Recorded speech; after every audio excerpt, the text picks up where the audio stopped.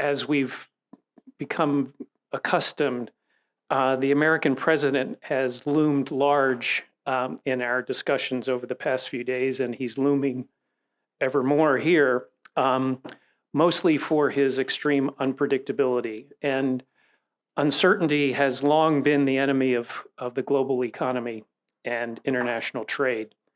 How are countries, especially Asia, adapting? Who is best positioned to take advantage of this chaotic time? What will global partnerships look like as tariff policies continue to roll out? As reporters, you are always looking for knowledgeable people to provide context in these fraught times. And some of the best reporters I consulted when I was trying to, find folks to talk with you during this week, referred me to our next speaker, Trinh Nguyen. She is a senior economist covering emerging Asia at Natixis, based in Hong Kong. Trinh joined Natixis in October 2015. She previously served at HSBC as an Asia economist from August 2011 to October 2015. She was awarded Best Economist and top ranked for her forecast and expertise on emerging Asia by Asia Money. And Trinh is known to produce forward thinking and changing insights. She is unique in her ability to provide sharp analysis. She also has some sharp analysis for us as reporters. So I think you'll enjoy some of her observations there as well. So please join me in welcoming Trinh. There you go. Okay, thank you. So I have an hour. It's your session. So the way I kind of tend to do these presentations is it's for the audience. And so what I prepare slides, I will go through them. But given that's an hour, what we can do is we can be a bit interactive. At any point during the presentation, if you feel compelled to say something, disagree, want to talk about something further, we can or we cannot. but that's definitely like an open forum. So feel free. I'm very easygoing. So you can interject and disagree. So I think the way I will talk about Trumponomics about and its impact in the world, particularly Asia, is I'll start with tariffs, but it's not the only one. And I think after I go through the slides, I will talk about maybe perhaps the 3 questions I get all the time, because I've done these kinds of panels probably like maybe this is probably my 12th talks to all sorts of audience, from investors to seminars. So first, the presentation is followed in the order of tariffs and what that means and what everyone else is doing about it. So when we talk about Trumponomics, I would say that before we get so fixated on tariffs, you have to think about what are his ideological ideas and what's shaping him. So the one question I got, I was doing something with David Ingles, anchor at Bloomberg, and the first question everyone asks about Trumponomics is, what does he want, right? To analyze Trumponomics, you have to ask, what does he want? And how is he going to get it? What are the tools he's going to use to get it, right? And the answer most people tend to say is, he doesn't even know what he wants. How can that be true if you're president of the United States? And since he's been saying it since the 1980s, he has a very strong conviction what he wants. And I'll start with trade first. He believes that an economy has to start with the real economy. How do we differentiate between a real economy and the financial system? So I actually have a sense of who's here. So let's say she's a financial journalist for Bloomberg. When people write for a financial newspaper, whether it's Financial Times or Wall Street Journal or Bloomberg, which I am a consumer of, they are very interested in one sector of the economy, finance, right? Finance is not the economy, right? Finance, the US financial system is much larger than its economy. I'll give you an example. Asset allocation to the US in the MSCI index is more than 60%. The US as a share of the global economy is only 26%, right? So the financial sector is not the economy. We are biased by you know what they say, the monk sees the world through his eyes, so on and so forth. We're biased of what we want to see. So what Trump sees is in a total disconnect to people in the finance sector, which we like that it's huge, we like that's influential, we like that it's growing, right? In the finance sector, we tend to care about corporates because corporates have earnings, they have stocks, they have debt, the US Treasury, right? So we're very focused in a very narrow path. The ordinary person is not interested in a lot of things that we care about. For example, physical goods. Not all the physical goods, the companies that own them, are listed in the stock exchange, for example. So there's an adage that says the economy is not the stock market. So for Trump, he's very focused on this. And there's one sector of the economy he's very focused on, which is the manufacturing sector. And that's since the 1980s, since you watched that Oprah interview, he talks about it a lot. At the time, he was pissed off about Japan and the trade surplus it has with US. And currently, it's about China, right? And why does he care about that? Maybe because he's a real estate guy and he's very physical in nature. He's a construction guy, right?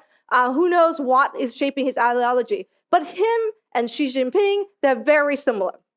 They care about the physical economy and particularly the manufacturing sector, particularly within the manufacturing sector, the industrial sectors, the sectors that are tied with security, which is steel, which is all these metals that we're talking about, rare earth, which is the frontier of technology. What's happening in Iran is all very related, right? The ability to go high in the sky, to intercept, all about high-tech security. So in a way, he's a hard power kind of guy. So when we talk about trade, what's happening, trade war negotiations is all very connected. And that, what he's doing is in total disconnect with the way things are running, right? The way things are running in the United States is a highly financialized system. The US manufacturing share of the economy has shrunk significantly. Manufacturing share of jobs has shrunk significantly. And the US has done pretty well, and particularly the financial sector, and particularly the services sectors and so on and so forth, in particular within service sector, the tech sector, right? The issue with the tech sector, which I'm from, is that as we all know, it's all about scale. They're very good at scaling. The problem with scaling is it doesn't employ enough people. So in every economy, we have the workers who are very skilled, right? No matter where they're based, they can serve the whole global economy. We could think Amazon is an example, where you can be based out of Seattle and so forth, you serve, but you can have people that don't speak any language, computing language, foreign languages, and so on and so forth, or credentials recognized internationally. They cannot move. So there are losers of global trade, even if the US has been the biggest winner of them all, particularly US corporates. So this is what it's about, Trumponomics. And he is disrupting the fabric of everything we care about. So when we analyze him, we have to start with that framework. That's what he's motivated by. And how is he going to go about it, right? He's going to go about his power comes from all sorts of weird different sections that's come through history of the US, right? So he has, in Trump 1.0, he used what we call Section 232, which is a sectoral section, right? That you use, and it comes, you have to go through a lot of analysis by the Department of Commerce, right? So, you know, Lutnick is under the Department of Commerce right now, head, and that takes a long time, right? Because then you have to consult with all the people working in the economy within the sector, all the people opposing it, so it takes a long time, usually 6 to 12 months, if not longer. A good example is when Trump came into power, the first time he imposed the steel tariff. It didn't come into effect until 2018. And then when he came in the second time, he didn't impose new tariffs. He just removed exemptions, right? Another one is another power that comes from for Trump is really the country specific, which he imposed severely on China, Section 301. He imposes it on China, and those two tariffs, they stay because they go through a very lengthy process. And frankly speaking, in the US, there's bipartisan support to go after China. So Section 301 and Section 232 is very deep in foundation, but very narrow in focus, right? Narrow in sector, narrow in country. So here comes Trump 2.0, which is a totally different guy, right? He, instead of being very focused on sector, being focused on specific countries, he decided that in the first term, China was able to kind of diversify and reshuffle and still find goods in the US anyway through other countries, right? And so what he's going to do is that because international trade is very global in nature, you cannot analyze international trade vis-a-vis just the US relationship with China. You have to analyze international trade vis-a-vis China's relationship with Asia, Asia's relationship, and so on and so forth, right? It's a global system. So then he says, well, let's listen. We're going to impose tariffs on everyone. And where does that come from? He used IEEP, which is the International Emergency Power, which is being widely contested right now, right? The federal court, it started with the New York Trade Court, and then now it goes to the federal. It's probably going to go to the Supreme Court if it's ruled against. And this one lacks, it's very thin in foundation, right? Because you have to come up with some kind of emergency. China fentanyl is part of that. He says, we have an emergency, we have a fentanyl crisis. Let's impose tariffs on Canada and Mexico, 25%, except for USMCA, and let's impose 20% on China, 10%, another 10%, right? And plus reciprocal tariffs, all under this. And all of that could evaporate if the Supreme Court rule against it. The question is whether it would, right? Would it want to go into something that's economic in nature or political in nature? Would it just leave it to Congress? That's a big question mark, and I think very tradable question right now in the market if you have an answer. But irrespective, all of these slides are to show that Trump likes tariffs. Tariffs are going up, and they're one of the tools he uses to get what I think he's motivated, which is the beginning of the presentation, right? So what does that mean? It means that there's a lot more going on. There's sectoral tariffs that's happening right now that he's like studying. Like I said, it's very deep. It takes a long time. So he is studying them. So watch out. They're coming to really change the world. And things are very linked. So sometimes you read a story that's very different, like the Li Ka-shing story on port. It's very linked to what Trump is trying to do with shipping, right? Shipping, in commercial shipping, China has dominated. It's about 50%. The rest of it is South Korea and Japan. In commercial shipping, what he's going to do and underanalyze right now is not just about ships, Chinese ship dock in the US, but the percentage ships that you actually own, right? And so actually what makes the difference is that whether or not the port is a US dock, a US port, and which is why this Li Ka-shing Panama thing is very interesting because it's a portfolio port. So if BlackRock, the company that's under, is successfully buying this, right, suddenly a lot of these ports are now American. So any company, not just a Chinese company, any shipping company that docks in any of these docks, and if this shipping thing goes through, it's gonna be absolute mayhem in global trade. Much more important than anything I've talked about. Why? Because the very thing that carries your good, if the cost goes up, it's like oil. You know, oil is the very thing that goes into everything. It's an oil derivative. It's a derivative we use to make fertilizers. The very thing that goes into everything. It can really, really rip the fabric of global trade. And it is a bigger friction in the sand than anything I have ever discussed. And which is why I think is going to be very interesting. So one of the things people like to ask the question is, what's going on with this port deal, which no one else has an answer, but it's very important picture. But there are many other things happening. So long story short, the global order, as we know, I'm going to skip this because this is a slide for investors, and I'm just going to go quickly about this idea and then going into what happens in the impact on Asia. So long story short, tariffs are going up. It's not just the things I talk about, IAPA, sectoral section, but section 232, particularly in shipping and so on and so forth, is going to be very important, so pay attention. And what does it all mean? It means that we sit here in Singapore, I sit in Hong Kong, and I'm Vietnamese, so all these big traders of Asia, and you know, Chinese or whoever you are, and if you have tried to escape poverty or make money or however, out of trade, there's a huge friction to it. And the one thing I want to leave away with you is that trade and tariffs is never just about trade. It's about investment. So when people talk about trade, when people talk about tariffs, they're talking about investment. Investment is being disrupted, right? If trade is being disrupted, investment is being disrupted. And we're going to talk about two kinds of investment that's being disrupted. But before I get there, I'll just talk about tariffs a bit. So I have a bunch of these charts because, again, people are so confused, right? Trump's doing this, he's doing that, and he's wild, he's tweeting, he's Truth Socialing.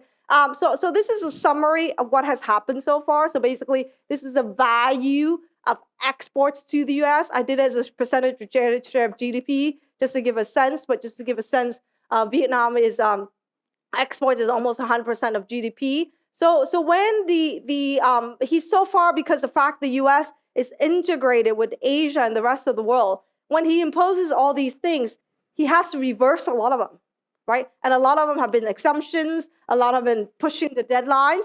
And the idea is that because American companies and Americans are so integrated with the global supply chain, and we start with the first, which is so deeply, you can only entangle it slowly without severely crushing itself, right? So we're all in this together, but it is being slowly entangled. So these are the products are being exempted. So it's quite a lot for some countries like India or Malaysia. It's like 60% for Malaysia that's being exempted, and on top of that, they have 10%. And if reciprocal tariffs goes away, you have higher numbers. But long story short, a lot of people think that it's gonna be negotiated anyway. So I have some estimates of impact on Asia. It's a very crude estimate. It doesn't go into an effect of what happens if you actually have the elasticity of demand can change, right? So this is using a very basic elasticity of demand, which is basically how sensitive you are to the change of price. Actually, before I talk about this, I want to talk about tariffs and how they affect, and when you write stories, why there is a disconnect between tariffs and the prices you see in the US. So example is China. China is a good one because US tariffs on China is basically roughly about 25%. For some sector, it's like 100%, right? Like EV. So it's roughly, let's say 25% before Trump starts on January 19th, 20th of this year. And then he had another 30%, right? 20% on the emergency one, federal, plus 10% reciprocal tariffs paused until August. So let's look at effective tariffs on China, roughly 40, 50%, right? Effective tariffs, which means you take the ratio and you calculate it based on the value and you get kind of an effective rate, right? So that's a lot. But when you look at the prices, they haven't translated. So what happens? So let's say you're a buyer, US importer, you're a Chinese seller, right? So when you buy, let's say tariffs from before this year, 2024, the price was $100. Now it's 100 according to the tariffs. After you pay the duty, it's going to be 130, right? The thing is that you can actually, what happens, you can potentially, which we call a pass-through of tariffs, that you can try to negotiate for the Chinese guy to sell you for 90. He may or may not sell you. Of course, he's not going to sell you for 70 or like 80 or whatever the exact number exactly so that your final price would just be 100. He won't do that. But he may, if you're Walmart, because you're a huge buyer, you can probably negotiate to 90, right? Or 95, right? So some of that's offset. Then you take Walmart, because the margins are thicker, they can take some of that. And then maybe they'll raise prices so that fundamentally their margins remain the same, or they can cut some of their margins, right? So then in the end, when you go to Walmart, prices are not going to be 30% higher because some of it is cut here, some is cut here. So, and then another aspect is, of course, is the FX exchange rate and so on and so forth. But we're just thinking simplistically in terms of what happens when tariffs goes up and who has the ability to negotiate more. And the Chinese can be like, look, if it's too high, he can say like, look, my margins are already thin. I only have 1 or 2%. I'm not going to bother. I'm not going to bother doing this business at all. I quit. I shut my factories. Or I'm not going to bother selling to your market, right? So a little bit of all of this is happening. 1, 2, 3 is happening. So it is disrupting global trade. And eventually when prices rise enough, you're going to go to the Vietnamese guys who actually has lower capacity and cost probably was higher, right? So maybe before you were ordering from the Chinese guy for 100 and Vietnam was like 102 or whatever. But eventually when prices go high enough, it may be profitable to go here to import, right? And so on and so forth. Or if you think in the future tariffs will go much higher, and it isn't just tariffs, what about shipping? Right? What about these other friction in the sand that we're talking about? What about something I haven't talked about, geopolitics, right? What if there's a total ban and so on and so forth? What happened to Russia? There's no trade. So a lot of people say right after Trump. It's like, why isn't he not imposing anything on Russia? And he's just attacking allies because there's no trade. There's basically a central embargo.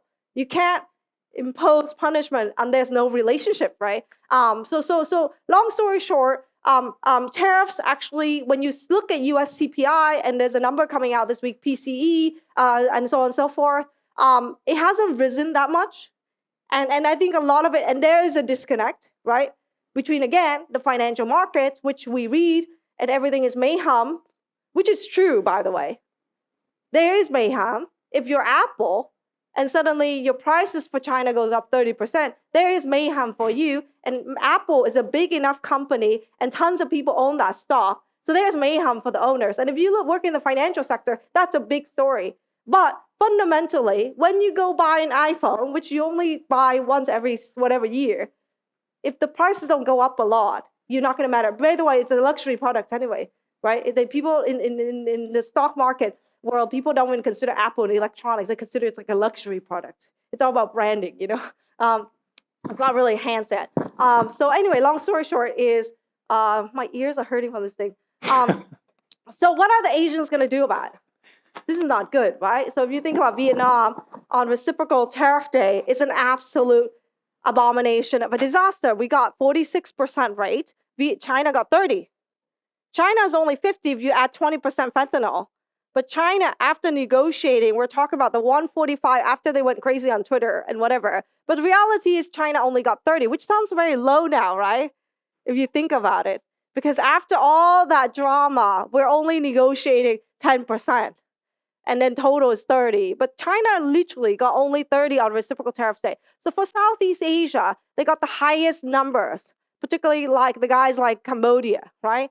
Very devastating because Cambodia doesn't have a lot to offer the world except cheap labor, right? And what it offers is the ability to assemble things for really cheap.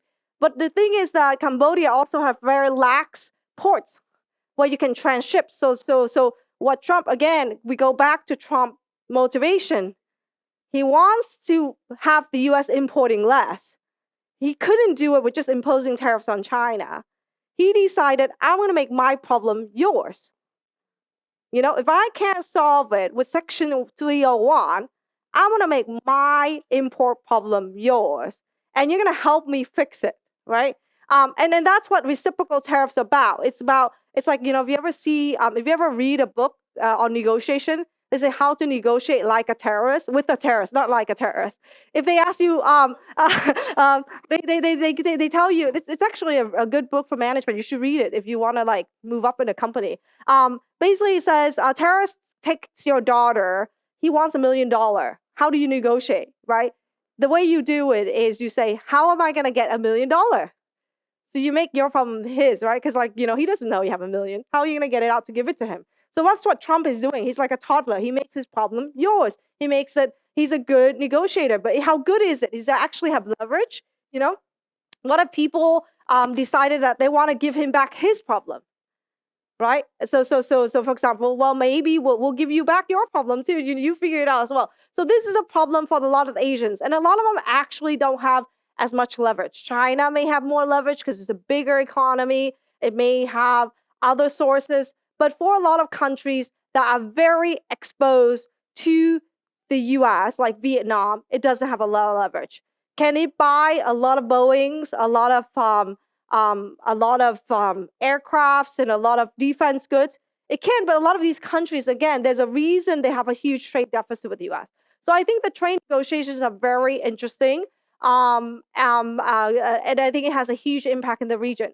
And what does that mean? It means that people are starting to think that the US is fundamentally, if Trump gets what he wants, is not going to be the source of growth over the long period of time if he reduces the imports, right? But there is a huge problem with this. If you read any stories about Vietnam, it's the same story. We need to diversify, or China. We need to diversify. But if the US is the largest importer of goods, which is 4.1 trillion, right? Where are we going to sell more? But remember, if the US cuts up everybody else and the US becomes poorer, you can make a normative argument that this is bad for the US and so forth, irrespective. Let's say they actually do it, right? Let's just imagine that they actually from 4.1 trillion import 3 or 3.1 trillion. So we have 1 trillion, right? We need to sell somewhere else. Where are we going to sell? Europe, another rich country, right? But the Chinese are also doing that. So everyone is now trying to sell everywhere else with a shrinking pie, right? And I think that is the story of what happens. There's friction in the sand in global trade. And particularly with a lot of the countries are big traders, right? China is a big trader. Germany is a big trader. What are you going to do? And the second aspect I haven't talked about is on the investment side. I'm going to skip a lot of these slides.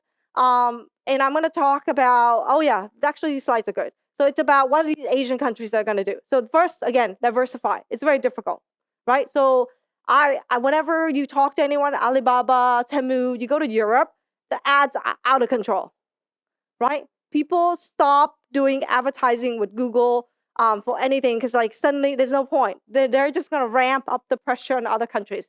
And a lot of the products are about advertising, right? You buy what you see with digital and so on and so forth. So look at the advertising space is also very interesting. So can they buy more American goods? That can be very limited. Can diversify? Of course, you can always diversify, but who's going to buy your stuff? And you have more competitions, the margins are being squeezed, right? So that's a big problem. India is a good country. To give an example, India is a great market, huge, a lot of people, it's growing. Let's go sell more to India, right? If everyone has the same thesis, suddenly the Indian guys inside India, I don't like it, right? So they have a flood of foreign people coming. Their margins have traditionally been good, and suddenly you squeeze out, right? So I think we have in this, now we have what we call like a race to the bottom. So instead of a pie expanding the global trade, we have a shrinking global trade pie if Trump is actually successful. He doesn't have to be 100% successful. He just have to be slightly successful. And we're going to see consolidation, which means there's deep deindustrialization. So the impact on this is maybe the US will industrialize, but the rest of the world, if you're not strong and you don't have a government that is a centrally planned communist government that controls the banking system like China, you're done for. Because if you're a little guy, you cannot compete with guys that take so thin margins and sometimes at loss because they get subsidies, right? So that's what's happening. So what can the Asians do? First, we already saw that. We cut interest rates on the monetary side. Fiscal policy gets a little bit bigger. But these are all just kind of quick fixes. They're what we call like cyclical support. And there's limited in what we can do. Again, I already talked about this, the fact that you're going to get more competition for a shrinking pie. And you already start to see that with US data, right? Is that there's a Fed paper, a Minneapolis paper, that basically asked about her questions. What happens to these tariffs? What should the Fed do? And I think in this paper, I think it's very interesting because something people don't discuss about is really what is the value of this import to the US, which is huge for other countries like Vietnam, which is almost like a third of its GDP in export to the US. Is what is that as a share of US GDP, right? So it imports 4.1 trillion, roughly about 500 billion is from China. So let's just kind of, US is roughly $30 trillion economy. In terms of actually CPI basket in the US, most people have non-tradables as their most costs, right? Housing, healthcare, and so on. So in fact, it's only 10% of the consumption is really tradable, right? So for the US and for a lot of these countries, it's actually negative. So when you read the news, a lot of people reading the news, and the news I read could be Wall Street Journal, Financial Times, or Bloomberg, and the news is fixated on the corporate's impact more than the households, and they feel very negative, right? And because immediately the financial system reacts, right? When you hear the tariff news on reciprocal tariffs, say stocks can fall very fast. Your prices at Walmart haven't fallen. They haven't laid you off, but things react very strong. So you could go and instead of buying lots of stuff with the same amount of money that you would have done last month, stop buying less, right? Because you think, well, there's two things I can do. I can hoard the stuff that's you think cheap now and more expensive than you. Let's buy as much as you can. That's what a lot of people did with the cars, right? If you think it's 25% higher before. But a lot of people also start buying less. And that's what's happening with US data, retail sales, and so on and so forth. And eventually, the front loading impact is only so much. And eventually what happens is that the stores have already hoarded all this stuff and they can't sell, so they import less, right? So the import numbers are already starting to show.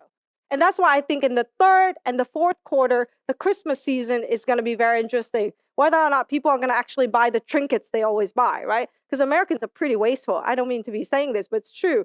Every year you go and you're like, why are you selling so many ornaments? You buy them once, and every year maybe you add one ornament, but you always see the baubles, they're always on sale. So which means that you don't need these, right? Maybe you take out something from your garage and put it up, right? So that has an impact on us. So the trade volumes are probably going to be pretty decent at the second quarter, but the third quarter and the fourth quarter, as the US import less, and then you're going to see the earnings and so on and so forth. The third thing is, I guess the last impact is what Trump is asking. He's making his problem the Asians' problem, which is we want to move up our manufacturing capability, but we're not going to do that if we buy it for less, right? It's like rare earth. The U.S. imports about 100-something million rare earth a year, which is, if you think about the U.S. economy, that's a rounding error, basically.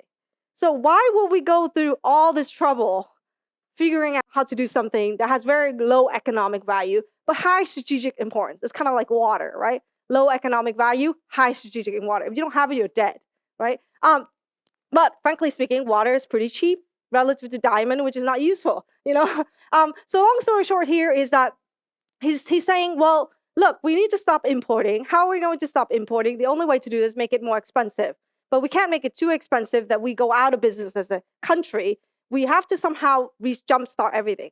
Now, we're going to get the Asians to do it for us, right? That's what's happening with Japan and all these countries. And it's very difficult because in Asia, we have deep regional supply chains. The second thing is not even about trade. Even if the US is the number one customer, say for the like of Vietnam, and Vietnam imports intermediates from China, Vietnam has a bigger consideration with China, which is that China sits on top of it, right? So it's like your neighbor. You don't want to piss him off. You see him every day. He can do something to you, right? Or it's like a bad relation. So long story short, Asia has a very tough problem if this is the way you get out of these reciprocal tariffs and trade. So what I think the two impact of what's happening, what Trump is doing, is that if the tariffs were to stay,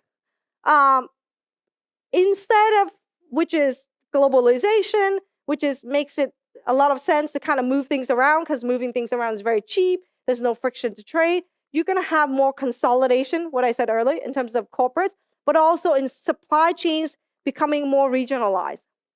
So instead of, imagine a car manufacturer which has a lot of parts, you import some parts, you ping, it goes all over USMCA and so on and so forth. If you face 25% tariffs, maybe you just take the whole thing. If you're going to pay tariff, you pay for the final product. So then you have a shrinking of trade in a different way. So you can have an expansion of trade in a free trade area, where there's deeper integration. But fundamentally, when you sell, you're going to try to reduce the friction. So the supply chains are shortening.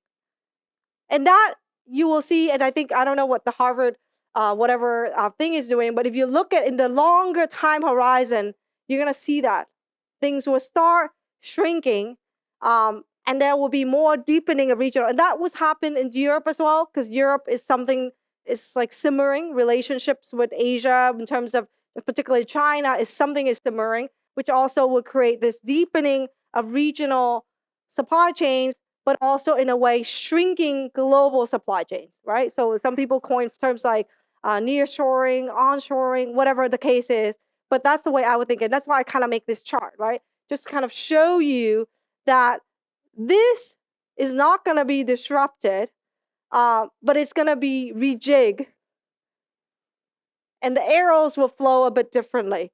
Actually, no, I said this is disrupted. It's just going to be rejigged. Regional supply chains will remain. It's going to be rejigged. There will be a bit more in India to sell to the US market and so on and so forth. So you have a deeper regional supply chain rejigging with the center being China, less so, but more centers. So we already discussed about investment flows. I think the FDI story is pretty well told, but I want to talk about diversification, right? So one area of trade, of course, is supply chains. It's supply chains. When we talk about supply chains, is investment, right? To make something, you need to build the factory. To build the factory, hire the workers. A good example is despite of China's rise in exports, about 30% of China's export is still foreign owned. So there's a lot of outward FDI, but the stock remained. It's just the share of Chinese is rising, so that share is shrinking. So I do think that there's going to be a lot of disruption in these factories being moved, and I think there's going to be a lot of regionalization also in the U.S., deepening U.S. with Canada, and something I haven't talked about yet. But I think there is something that's happening as well, which is on the portfolio side, right? Which is the capital that's moving around, and how we're going to recycle this surplus in Asia. As I mentioned, there are two themes that's diversification and investment is happening, which is which is just don't look at this. Just like let me just build a narrative, and we'll talk about the slides. Is the idea that it's a very China-centric supply chain and a US-centric financial systems, and these things are being shifted because of the sands and the investments and the relationship from tariffs, but also something else, geopolitics. And there's also the US side, right? There's a center of gravity. There's a reason why things are happening in China, and there's a reason why everyone's investing in the US. But everyone has come to the consensus that there's too much of a good thing. It's too much of a good thing to buy everything from China, to have every China produce something. It's too much of a good thing if everybody buys SPX and US Treasury, right? There's a consensus. But the question is, how do we get there? And what costs, right? If we diversify out of China, that means there's a cost. You have to set up new factories. You have to reshuffle.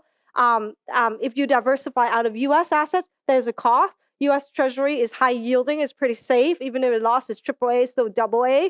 Remember, France is only single A, right? If you buy Indonesia, it's barely investment grade. It just got past it, right? So like when you diversify out of US assets, you also need to buy something else. You can buy something safer like German Bund, but it yields less, right? You can buy Japanese yen, but it yields less, right? And so on and so forth. So there's a big reshuffling.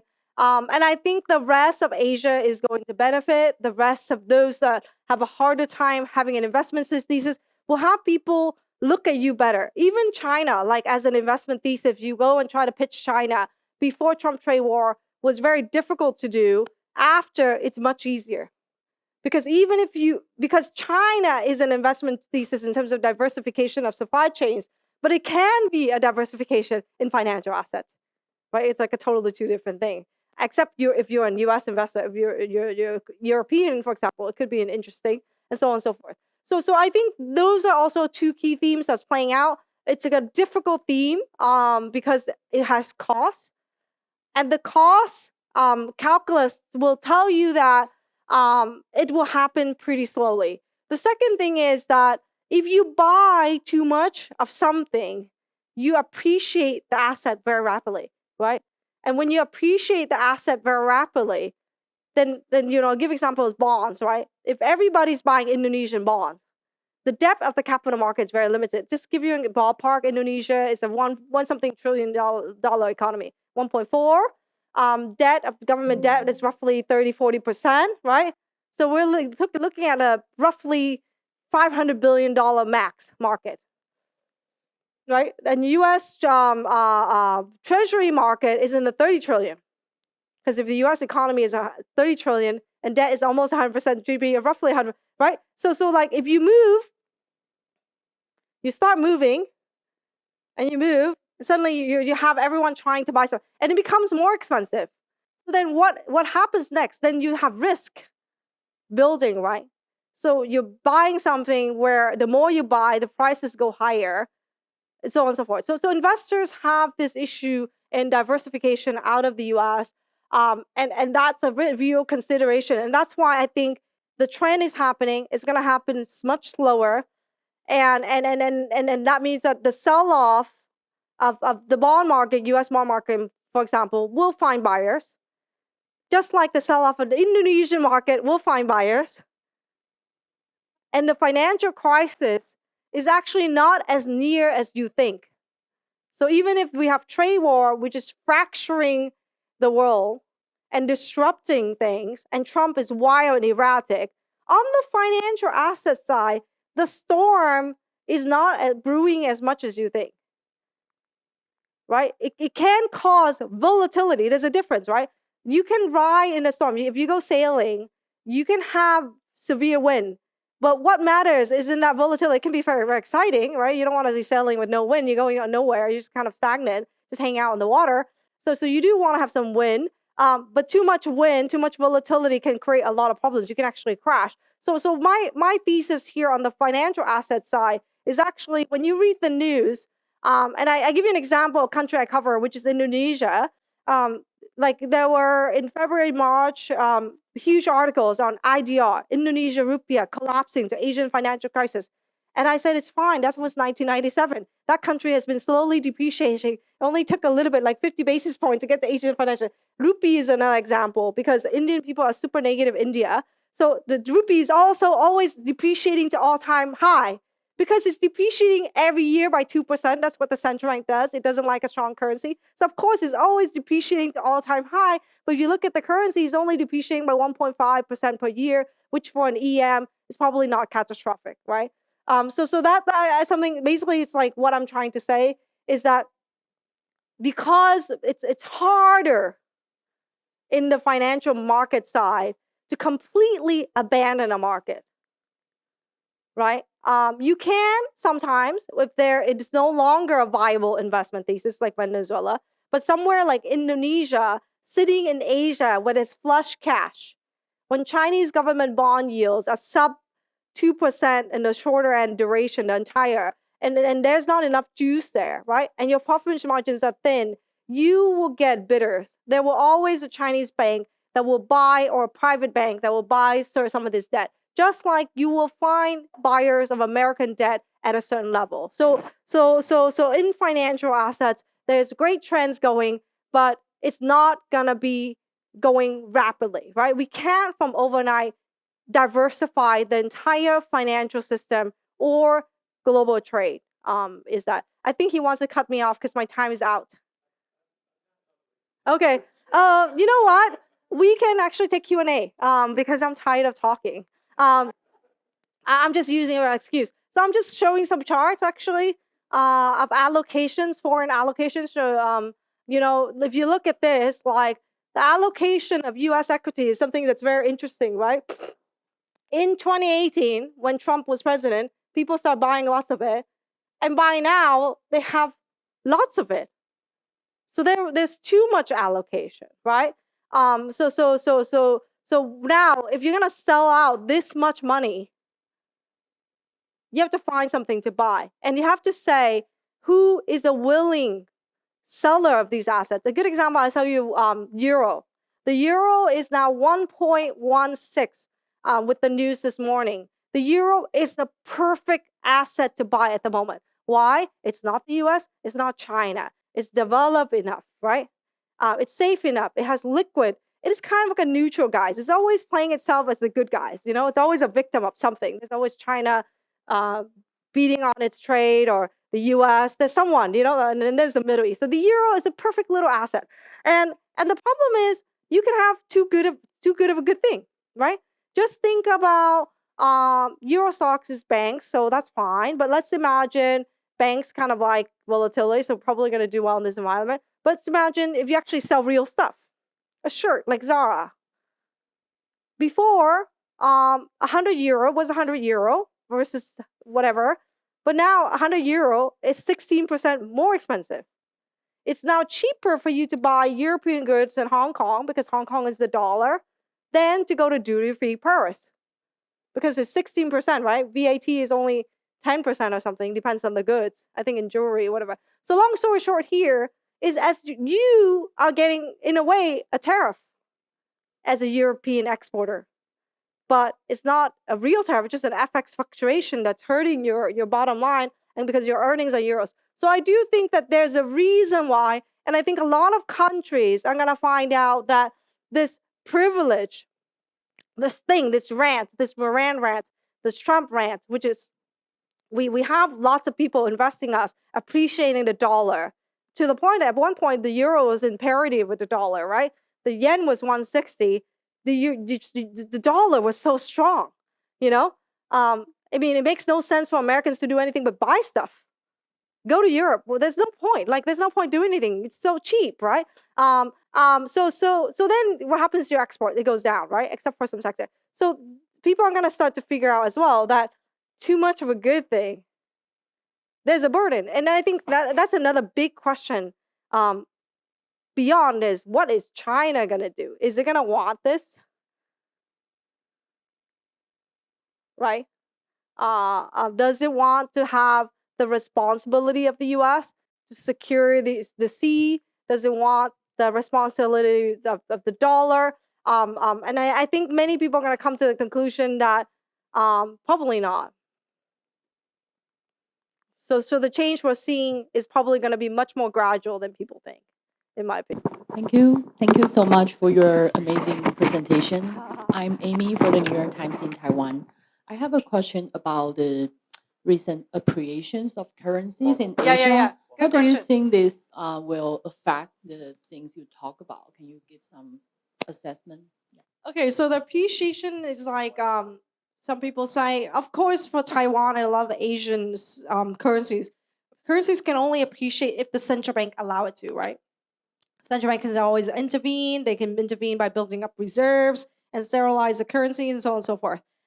So when they let it appreciate, the question is how much more, right? And I think the second one, of course, is the NTD is appreciated very rapidly, very fast, but kind of stay at that level, which again goes to show, unless the yuan, and I think this is where I think it's a big story, can the NTD rise against the yuan too significantly? And the NTD, of course, Taiwan has a lot of sectors that have at the technological frontier, TSMC and so forth.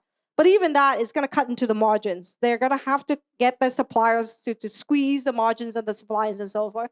And it gets to a certain level, it's going to start impacting earnings in NTD, right? Because TSMC sells to the US, TSMC sells to others. If others appreciate as much as them, then it's neutralized. But the reality is has not. There's only three currencies. A lot of the North Asians have done a lot of appreciation. The JPY, which actually depreciated and then appreciated again to 145. So it's actually moved very flat. And what the BOJ is doing is very interesting, right? They haven't hiked anything because they realized that, again, too much of a good thing. We can't do too much. We can't really do QT on the longer end. Even the tapering will continue in 2026. So long story short, I don't think there's much more appreciation of the Asian FX if the yuan doesn't move. Because if everybody moves versus dollar, because the dollar is kind of like a reserve currency, it's kind of an anchor, it kind of gets neutralized if everyone does. But if all the competitors, the North Asians move, and the yuan barely moves, if you look at the yuan versus dollar, it barely moves, then your relative game is lower, right? And I think from that point of view, the Asian FX, the Bank of Korea already mentioned that it's going to watch the won. I just published a note like last week on this particular issue. Can the Korean won rise against the yuan that significantly? It's risen about 6% higher. It's much higher in dollar. The answer is no. For all the things I've mentioned, right? And Korea is a little bit, Taiwan's a little bit less because you have something that everyone kind of really needs. But Korea has memory chips where it's got people kind of encroaching on it. It's got ships being eroded by the Chinese. It's got a bunch of industrials being eroded, like the chemicals and whatever. If you look at Korea's relationship with China, it's gotten really bad. Like, its trade balance since 2023 went negative. It's one of the few countries that had a trade surplus. It went negative in 2023, and it continued to go negative. And the reason it goes negative is bad as well, is that imports are rising and exports are declining. So which means that your industrial sectors are slowly being deindustrialized. And the one place where Korea has done pretty well is exporting to the US, right? So on a net, if you look at Korea's numbers, they look pretty good. And this is where Korea has a problem. But Trump is like, no way, Jose. We have 25% auto tariffs on Korean goods, even though we have an FTA, right? So that's bad. So for Korea, that there's a big problem. The currency appreciation adds to the problem. China PPI is minus 3.5% deflated. That means that compounding all the deflation China has had, plus the appreciation means you're uncompetitive pricing-wise. We're not talking about the quality of the product at all. We're just talking about pricing here, right? So I do think that for the Asians, they watch the yuan like a hawk. If the yuan, the PBOC is watching the yuan like a hawk as well, right? And it's not gonna let that go, I don't think. This is like probably one of my bigger calls is I don't think the yuan is gonna be depreciated against the dollar massively. So that's why the euro is an exceptional story.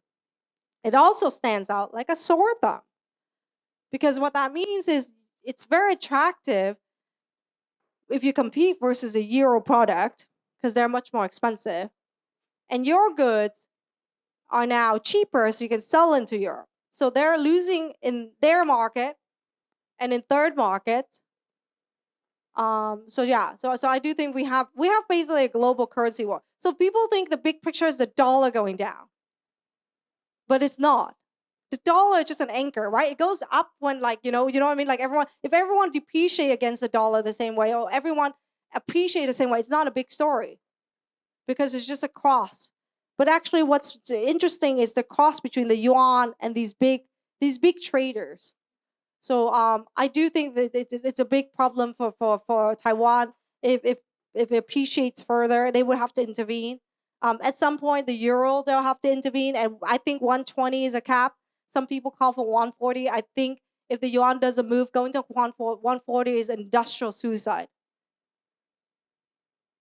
Right? German cars are already uncompetitive.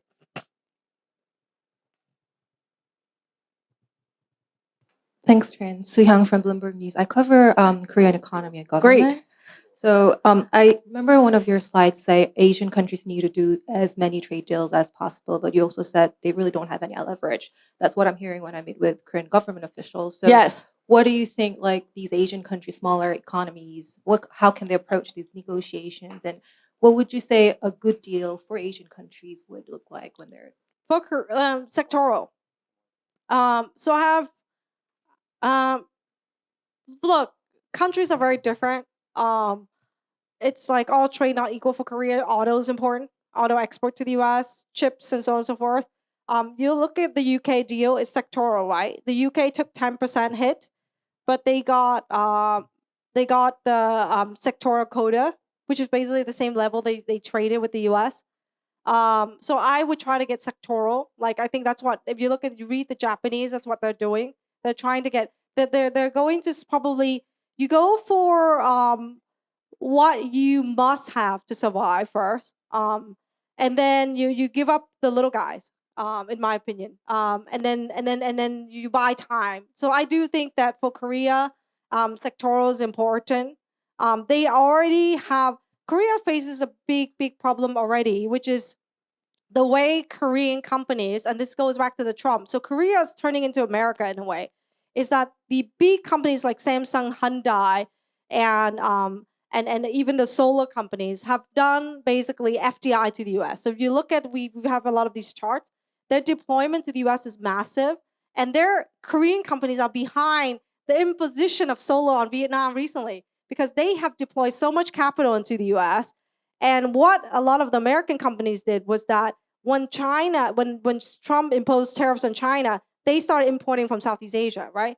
And the Korean companies were the first to then file this lawsuit with the Department of Commerce that successfully imposed thousands of tariffs on these Southeast Asian companies because they want to make sure their investment in the US bear fruit. So even if the Korean companies do well in terms of arbitraging with FDI to the US, I think Korea has a problem in that if everything is going to be produced in the U.S. via outward FDI, Korea is going to lose jobs in autos, is going to lose jobs in solar plants, and so on and so forth. Fundamentally, they need to find out a way to somehow have jobs in Korea. Selling to Koreans doesn't work because you have fertility that's very low. So you have to sell outward. Where you know, Korea is big in one of the big IPOs. I think last year was in a Korean auto company in India, right? So I think for Korea, they need to find a market that's like the opposite of their market. They need to try to preserve some of the sectors inside Korea because you need an anchor for your industrial sector. And I think some sectors that can be big winners, like shipping. Shipping is if China, if the U.S. is going hard on China, they need Korea for naval ships, for commercial ships. They can use leverage on that. But fundamentally, I think the Korean growth model, even before Trump, was cracking. And I think after Trump is very challenging. And so the president, the new president, President Lee, is going to have a lot of work cut out for him. But I think the answer is probably even more subsidies to compete, and also watching that Korean won like a hawk. But in terms of negotiations, it needs to go for sectors. Go for easy wins of sectors, probably settle for 10% tariffs, but make sure that you get a preferential sectoral that you care about, access to the US. Because if you look at, and I wrote this in my trade, this is an area where Korea is doing well, because it's able to sell to the US without China competition, right? So it needs to maintain the U.S. market, in my opinion. But how it does so needs to probably sweeten Trump's ears a bit and get some of the sectors it needs. We have a question, Robbie. Go ahead. Hi, this is Ravi from the Indian Express. So I wanted to understand your views on India as an investment destination. You know, you were talking about trade deals. India has skipped joining the RCEP, the China-led RCEP, and we're trying to sign deal with the European Union, the US. Yeah. I have that slide here somewhere. All these Western countries. So how do you think it is going to pan out? And also, you know, we are opening up perhaps for the first time our automobile industry. Like you mentioned, it's an anchor for the industrial base. So are these deals right decision for India, because we already have a lot of deficit with China? We're already importing a lot more than we are exporting. So what is your Okay, so I think India is very interesting. It's interesting, like, okay, we start with its relationship with China. I think it's interesting. Because of course, as you know, India and China had a border dispute. They never call it war, and they avoided using any weapons to avoid calling war. So they even used like knives to fight at the border. But that got really calm recently. But as a result of this border dispute, TikTok got banned, companies got banned, and investment and people. There was like, it's impossible to get a visa if as a mainland Chinese going to India, right? Just like being a Pakistani, basically. But worse if you're Pakistani, probably, because you have to declare your ancestors. But long story short, there's no relationship in terms of people mobility and investment, but it has this widest trade deficit with China. And that relationship is even rising and rising, rising. And this is something I ask every time I meet an Indian government official, is that, how do you think about that? Because in a way, it doesn't get any of the benefits of investment, but it gets a bunch of trade, right? And as it try to, in this aggressive Trump 2.0, and I think India can be a big winner relative, because if you look at that chart where I map out the linkages, India is kind of far. But it still needs to import the components, and many of these things are Chinese. So then there's a question. And I think India has a philosophical question beyond all of these things, is how it sees about the outside world. Because India obviously has Pakistan, which is a big security issue, which is obviously many people before are Punjabs and basically just Indians, so got split. And it sees the world in a very suspicious lens because it sees security problems. If you ever try to enter India, you know, they ask all kinds of questions. I've never entered a country where it's very like so severe, right, in terms of security. And when you go to the airport, you know. So there's this fear, the fear of the outside, the fear of the inside, and that fear is in trade. I talk to officials and they say, well, and I said, how come you don't like do this and this and this and this and this? And they say, well, if we let it in, then we can let the bad in. There's a fear. There's a fear of the outside. There's a fear of trade. But I think that fear has declined.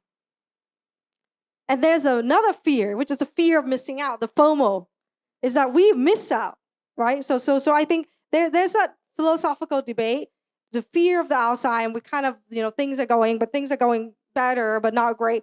But as China, and I think that conflict with China, which I go back to, is why it's an important one for India and why I think it's changing, is that China's rise isn't about China positioning as an investor destination and so on, but it's a security threat. If you look at what Israel and Iran and what happened, in a hard power world, if China decides to actually invade, if you are not a strong industrial power, right? Like look what happened to Iran. Look at a lot of these countries. The lesson here is that you must industrialize. It is not about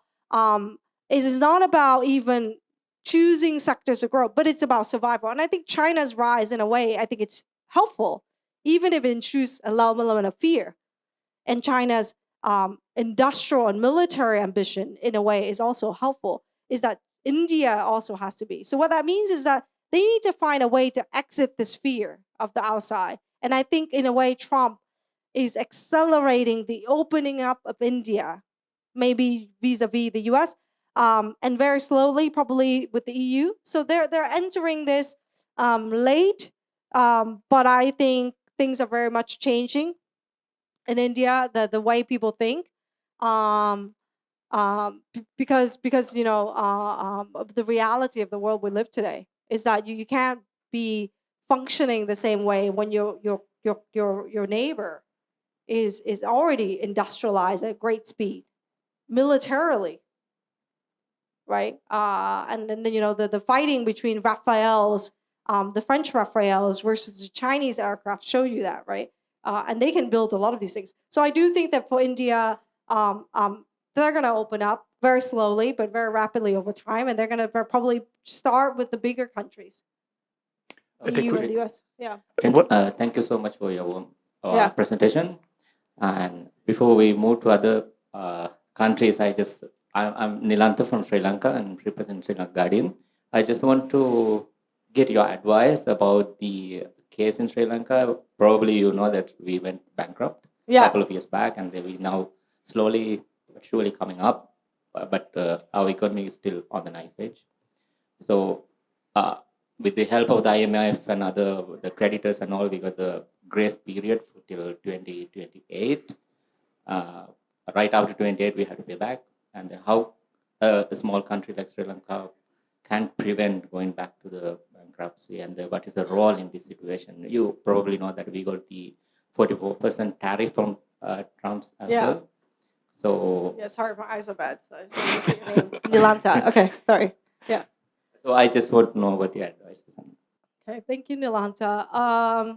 God, you're trying to get me to solve your country's problems. Make your problem my problem. I'm just kidding. No, that's a joke. Yeah, I know. That's a big one. Let me just give you a simple cop-out: diversification. So I think one of the things is that Sri Lanka has got tourism. It's got two problems going to crisis, right? Very similar to Pakistan. Is that we got COVID. Sri Lanka before COVID was on its knees. COVID completely annihilated tourism. I'm not a Sri Lanka expert. I'm just like kind of shooting what I know, right? And just macro hats. And then you got the energy crisis, right? And it's a classic balance of payment problem. Tourism is how it earns its foreign earnings. You gotta have more than that, right? So if you ask me if I were to be your leader's advisor, I would say diversify your basket, your earnings in tourism, anything. Just countries that diversify when all these crises have done better, right? Vietnam's example where they had tourism, it got annihilated, it still got manufacturing, so on and so forth. You have some savings for buffers. energy is a bloodline of your economy. You need to figure out how to diversify your energy supply to meet the demand. If your energy source is LNG, you're in trouble if the Europeans are buying it, pushing it up higher. Only LNG. If your energy supply is only renewable, you're in trouble if suddenly, if you don't have the grid to distribute it, you can have too much of solar, you can have too much of wind, or you can have very little. Like Vietnam, hydro was great, suddenly it dried up, right? And also it hasn't invested in the grid to distribute all of this. So I would say the simple answer is diversification of sources of income and so on and so forth. But frankly speaking, you can't do any of this if you don't have the right politics, so the right people. I mean, I can't solve this, the right, not just the leader, but the bureaucrats, the technocrats, build some institutions to kind of, a good example, I would say Thailand is a country that's been on its knees for the people leading, but the technocrats have been decent enough that it's not like devolving. It's just a burning crisis. It burns slowly over time. Because they still have decent people at the MOF, the BOT, the airport still works, and so on and so forth. So some people think Thailand is a basket case, but I would say for an EM country, it's just not done too badly that it's been in an ongoing political crisis since the 2000s, right, when Thaksin got removed, So in that way, I would say build some institutions to solve the problems I said that will endure. So I think not to sound like someone who's brainwashed by DC or US institutions, but I'm a big institutionalist. I think if you're lucky, you get a great leader like the Lee Kuan Yew type or whatever. But a small place like this is different. But in a big place, you need the institutions to hold to solve some of these problems. And we can only solve problems that we know that we don't know, right? We haven't thought about the problems we don't know.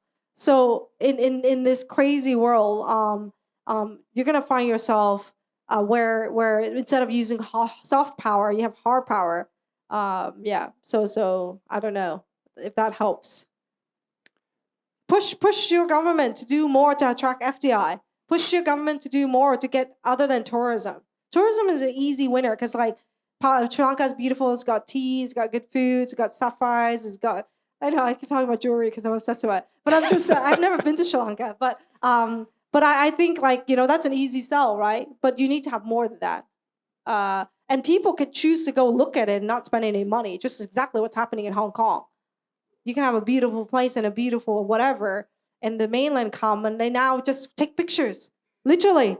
They go in front of this French club, they take pictures in front of and I'm just like, seriously, you need to buy something. There should be a tourism tax, because eventually it's tiring, for the local shops because they're so expensive. It's been dollarized, right? So there's no reason people buy anything. They go across Shenzhen, it's cheaper. So they just take the pictures and they go back across and they buy all the goods there. So tourism, in my opinion, I'm not a big fan as a growth model at all. Because it's so volatile. So I think we're going to make this the last. So I promised Trinh this would be an hour, but she's been generous. Oh, it's more than an hour? Yeah. Oh, goodness me. Thank you. Given that you talk about Thailand, so Okay. Frank from TBS, I just want to understand how does the acceleration of regionalization help amid the global trade disruption, as in, of course, in ASEAN, we always talk about intra-trade, promote for that. Yeah. And right now, Malaysia is promoting ASEAN, GCC, China, Yeah. about the relations. How does that really help? And Thailand actually is trying to forge their collaboration FTA with EU too. Right now, I think today is the starting point for the sixth negotiation process stage. So how does that regionalization block to block to help at this moment? It doesn't hurt, right? I would say. Like I mentioned, if there's friction to trade to the US, fundamentally, eventually you're going to export the final product instead of the intermediate. That's the one impact. Regionalization helps because you reduce frictions, you become more competitive. But I think it's actually been pretty well. We have already been regionally ASEAN as the center of a lot of free trade agreements. The issue with the region is non-tariff barriers. They have this ASEAN meeting where they're like, we're going to reduce the last 1% that we have friction on. But the problem with us is not tariff barrier, right? It's the non-tariff barrier in terms of people, mobility, and so on and so forth, right? So I do think that, and then fundamentally for ASEAN and then also China, many of these countries, it's very different than the EU, is that it's created to protect the sovereignty. It's not created to deeply integrate, to subordinate ourselves to the greater dream. There's no ASEAN dream. If you talk to a European, they have a European dream, you know? No, I'm serious. Like my boss is from that generation. She's got that dream, you know, it's from the 60s, post-war. They make movies about it. They try to create this identity. There's no ASEAN identity. You know, it's a made-up acronym, right? So I think it's deeper. It's different, right? You know, Thailand, Burma. Does Thailand feel any responsibility towards Burma? Oh, okay, yeah. No. It just sees it as a tourism liability of the like, you know, causing the Chinese tourists to stay away because of the kidnapping. You know what I mean? Like, so I do think that we don't have that deeper vision of integration. Maybe it's a good thing. Maybe it's a bad thing. Irrespective, we're going to integrate the easiest way possible. I do think that within ASEAN relationship with China is deepening a lot, partly because of China's focus. Traditionally, the way China did our FDI was to get what it didn't have, which is a country that doesn't have resources in Latin America, Africa, Australia. And then they realized that, okay, now that I got this stuff, I don't have influence in my backyard, so to speak. People hate it when I use that word. But I think it's like a kind of like a easier way to envision it, the way they think about it, right? And then they start like going into Southeast Asia, where the Japanese have traditionally. And so I do think that because the will is there, and it sees that it's the easiest non-friction expansion of relationship. There's friction with Korea, there's friction with Japan because they're allies, you know, not just in allied countries, but actually militarily, right? And also they compete, whereas in the ASEAN countries, it's easier to kind of enter in a divide and conquer kind of way. Whereas Malaysia argues for deeper relationship with China in a self-interested way. There isn't a cohesive ASEAN message regarding anything. No one's looking out for the Philippines' little ship ramming with China, you know? They have zero interest. Thailand is interested in protecting its tourism, right? So on and so forth. There's no bigger ideological vision. So I think there's a limit to it, if that makes sense. And I don't mean to be pessimistic, just realistic, right? So yeah. And I mean, there's a Cambodia-Thailand dispute ongoing that's brewing potentially a coup, right? So yeah, I'm highly skeptical because I know how they think. They don't think the purpose of ASEAN is to subordinate these countries for a greater good. The purpose of ASEAN is to fight communism, which no longer is a fight, and to somewhat promote us, but also protect sovereignty. I think we'll have to end it there, unfortunately, but I want to thank Trinh for her time and sharing her knowledge with you. I think we could have gone for a couple more hours with your energy and the questions in the room. I think we could go longer, but thank you so much for doing this. We really appreciate it.